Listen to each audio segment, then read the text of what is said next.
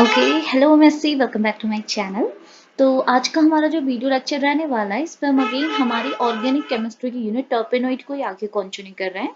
तो देखिए ना, टर्पेनोइड पे मैं आपके साथ ऑलरेडी हमारे 12 लेक्चर शेयर कर चुकी हूँ। होप आपने वो प्रीवियस लेक्चर्स देखे होंगे, बिकॉज जो हमारा लास्ट का 12th लेक्चर था ना, उसके अंदर हम जो टर्पेनोइड पे डिस्कशन ले रहे थे वो था आपका सेंटोनिन। तो लास्ट के 12th लेक्चर पे मैंने आपको सेंटोनिन के स्ट्रक्चरल एल्यूसिडेशन के बारे में डिस्कशन कराया कि कैसे आप सेंटोनिन के स्ट्रक्चर को डिटरमाइन करते हैं। वो सारे पॉइंट्स हमने डिस्कशन में ले लिए हैं लास्ट के 12th लेक्चर पे, मतलब जो 12th लेक्चर था उस पे। ओके, तो अभी जो हमारा 13th लेक्चर है ना, वो काफी छोटा सा रहने वाला है, बिकॉज उसके अंदर हम लोग क्या देखने वाले हैं, सिंथेसिस ऑफ सेंटोनिन, यानी कि सेंटोनिन को हम कैसे सिंथेसाइज करेंगे। ओके, तो बहुत आसान सा है। देखिए, इतनी छोटी सी सिंथेसिस है, बस 3-4 स्टेप की सिंथेसिस है, आप बहुत आसानी से कर लेंगे। ठीक है, तो आपको देखो, जैसे मैं पहले भी बोल चुकी हूँ, मैंने लास्ट के लेक्चर पर भी बोला था, आपके पास जितने भी टर्पेनॉइड है ना, आपको उनको पढ़ने में बिल्कुल भी डिफिकल्टी नहीं आएगी, बिकॉज हमको ऐसा लगता है इतने सारे टर्पेनॉइड्स हैं, इतने सारे कंपाउंड हम कैसे ध्यान पर रखेंगे। बट आपको क्या करना है, सबकी स्ट्रक्चरल एल्यूसिडेशन का कॉन्सेप्ट मैंने बता दिया है आपको। अगर अपने टर्पेनॉइड का स्ट्रक्चर याद है, जैसे सेंटोनिन का अगर आपको स्ट्रक्चर याद है, तो मैंने क्या बोला, स्ट्रक्चरल डिटर्मिनेशन में सिर्फ आपने इसमें जो जो ग्रुप्स लगे उसे आपने कंफर्म करना है, बस इतना ही। तो और सारे आपके टर्पेनॉइड में सेम ही चीज आपको करनी है स्ट्रक्चरल एल्यूसिडेशन के अंदर। और उसके बाद बता आपका सिंथेसिस। तो सिंथेसिस आपको बस थोड़ी सी याद करनी पड़ेगी, रिएक्टेंट मॉलिक्यूल क्या है, प्रोडक्ट क्या है, बाकी बीच की चीजें आप खुद से कर लेंगे। एक दो बार की प्रैक्टिस मांगता है और सब कुछ हो जाएगा। ठीक है, तो देखो, सेंटोनिन के सिंथेसिस भी बहुत आसान सी है, आप कैसे करेंगे।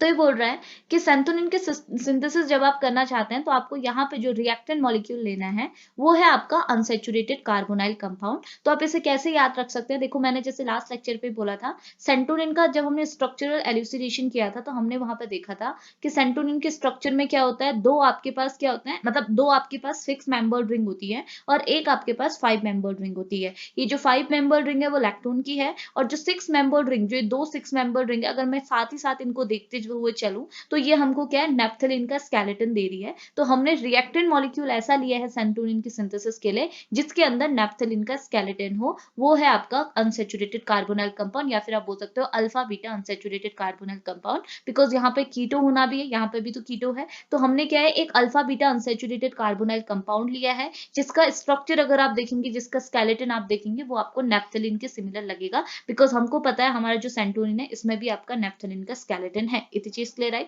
तो यही से आपने रिलेट करना है। ठीक है, अब आप देखो, अब अपना इससे अगर आप अपना प्रोडक्ट देखोगे, ये आपका रिएक्टेंट है, ये आपका प्रोडक्ट है, यानी कि इससे आपने इसको बनाना है।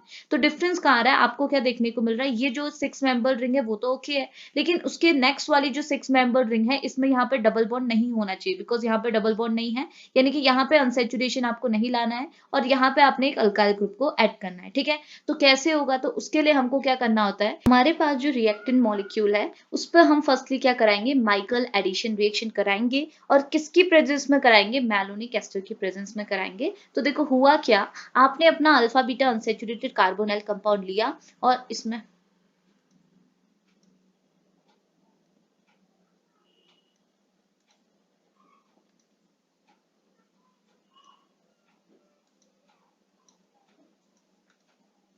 ठीक है, तो उसके लिए हम क्या कराएंगे, हम देखो, हम हमारा रिएक्टेंट मॉलिक्यूल लेंगे और उसमें हम कौन सी रिएक्शन कराएंगे, माइकल एडिशन रिएक्शन कराएंगे, और किसके साथ कराएंगे, यहाँ पे हम लेंगे हमारा मैलोनिक एस्टर। तो देखो, कुछ नहीं करना है, आप अपना alpha beta unsaturated carbonyl compound लोगे, उसकी रिएक्शन आप कराओगे अपने मैलोनिक एस्टर के साथ, और कौन सी रिएक्शन यहाँ पे आपके पास होने वाली है, माइकल एडिशन रिएक्शन होने वाली है। आपको पता है, जब भी माइकल एडिशन रिएक्शन कराते हैं, एक आपके पास माइकल डोनर होना चाहिए, एक आपके पास एक्सेप्टर होना चाहिए, तभी दोनों क्या होंगे, एक दूसरे से लिंक करेंगे। तो यहाँ पे हमने क्या करना है, देखो, ये जो आपका मैलोनिक एस्टर है, इसमें ये जो कार्बन है इसके पास हाइड्रोजन था, हमने यहाँ से एसिडिक हाइड्रोजन को निकाला, जिसकी वजह से कार्बन के ऊपर कौन सा चार्ज आ गया, नेगेटिव। ओके, अब इस नेगेटिव चार्ज को कहाँ अप्रोच करना होगा, ऑब्वियस सी बात है, पॉजिटिव सेंटर पे। तो हमने हमारे अपना जो alpha beta unsaturated carbonyl compound है, इसमें पॉजिटिव सेंटर ढूंढना है। तो पॉजिटिव सेंटर कैसे आया वो भी सुन लीजिए। होता ये कि आपका जो ये कार्बोनाइल कंपाउंड है, इसमें होता है रीअरेंजमेंट, और आफ्टर रीअरेंजमेंट आपको क्या देखने को मिलता है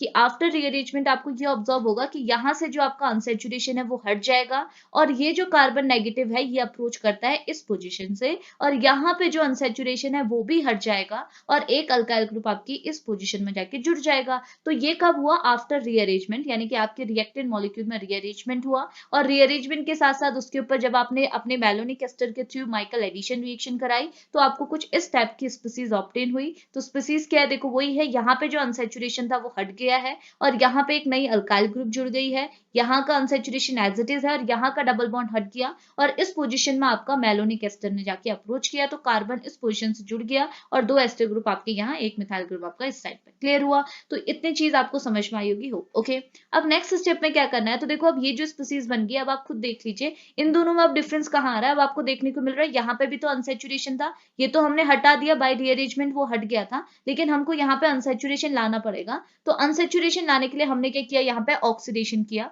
तो हमको पता है ऑक्सीडेशन से क्या होगा? ऑक्सीडेशन जैसे आप बोलते हैं ना, जैसे सिंपली मैं आपको जस्ट समझाने के लिए कह रही हूँ, जब भी हमको पता है हम जब रिडक्शन कराते हैं तो रिडक्शन किसके लिए होता है? सैचुरेशन के लिए। यानी कि अगर आपको अपनी स्पीसीज को सैचुरेट बनाना है तो आप उसमें कराते हैं रिडक्शन। सेम वे पे हम उल्टा बोल सकते हैं कि अगर आप अपनी स्पीसीज में ऑक्सीडेशन करा रहे हैं इट मीन्स आपके स्पीसीज में क्या आएगा? अनसैचुरेशन। क्लियर? तो यहाँ भी हमने वही किया, हमने यहाँ पे SiO2 की प्रेजेंस में ऑक्सीडेशन कराई और ऑक्सीडेशन के थ्रू आपको अनसैचुरेशन मिला, यानी कि यहाँ पे जो डबल बॉन्ड मिस हो चुका था वो डबल बॉन्ड यहाँ पे वापस से आ गया, बाकी सारी चीजें आपकी एज इट इज है। क्लियर हुआ? अब नेक्स्ट स्टेप में क्या होगा? इतना कर लेंगे। देखो मैं आपको समझा रही हूँ ताकि आपको ना प्रैक्टिस करेंगे तो आपकी चीजें माइंड पर रहेंगी और आपको एग्जाम में काफी हेल्प मिलेगी। ठीक है, अब देखिए नेक्स्ट स्टेप में हमने क्या किया। अब हमने नेक्स्ट रिएक्शन जो कराई है नेक्स्ट स्टेप में, वो हमने क्या किया है? NaOH की प्रेजेंस में कराई है, हाइड्रोलिसिस कराया और साथ ही साथ हीट किया।